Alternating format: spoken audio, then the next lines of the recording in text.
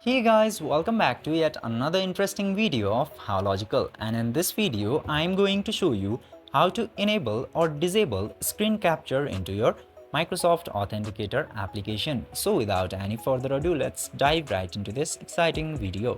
Now, in order to enable or disable screen capture, you just simply have to open your Microsoft Authenticator application into your device.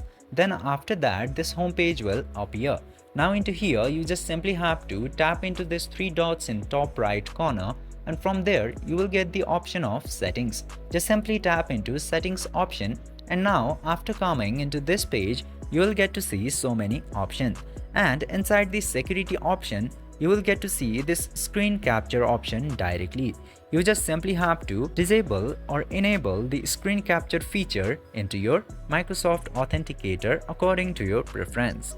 I have currently enabled this screen capture because I am recording my screen. If I disable this option right now, my screen will show only blank. This way you can easily change the screen capture into Microsoft Authenticator. I hope this video was helpful for you. If yes, don't forget to like, share and subscribe to the channel to never miss another update. Thank you for watching the video.